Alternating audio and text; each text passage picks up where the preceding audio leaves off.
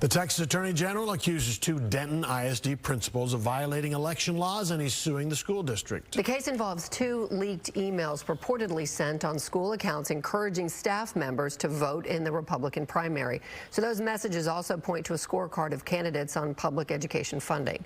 Fox 4's Dion Anglin has more now from Denton. Dion. Hi there, Heather. Well, the state says the law was broken in this case, and Denton ISD has now fired back with a statement of its own. The leaked email urges a Denton school's teachers and staff to vote in the Republican primary. It also includes a link to a list of recommended state candidates who support public education and school funding and oppose school vouchers. The email prompted State Attorney General Ken Paxton to sue Denton ISD for illegal electioneering by use of public tax money. Rice University professor Mark Jones has followed the case details. The law was broken when they used the school resources, the computer, the email list, to instruct or request that teachers and staff members vote for a particular candidate. The state alleges Alexander Elementary School principal Lindsay Lujan used her district email account to draft and send the communication. The line that was crossed by this particular principal was first encouraging staff members and teachers to vote in the Republican primary. That's, if she said just go vote, that would have been legal. The suit also details a second email purportedly sent by Borman Elementary principal Jesus Lujan, who is the husband of the accused.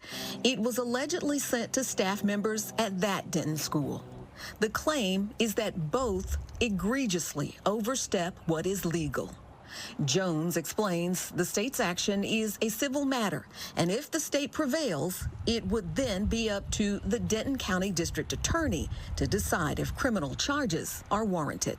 If they decide to prosecute, then these individuals could be facing criminal penalties. If, on the other hand, the Denton County DA decides not to prosecute, then nothing is likely to happen to them other than any internal sanctions within the school district for engaging in this illegal behavior. Initially, Denton ISD told us it could not discuss personnel matters publicly. Then Friday afternoon, the district released a lengthy statement in response to the lawsuit. It does not directly address the principal's actions or employment status, but it does say the district agrees that election laws should be followed and that employees should follow district training on elections and campaign ethics. The statement also criticizes state lawmakers, pointing out our employees' passion for serving our students and community is undeniable. These elected officials will make crucial decisions that impact our students, teachers, families, and our district as a whole. It goes on to say the state has not increased the basic allotment per student since 2019, despite inflation being well over 15% and the state sitting on a record $32.7 billion surplus.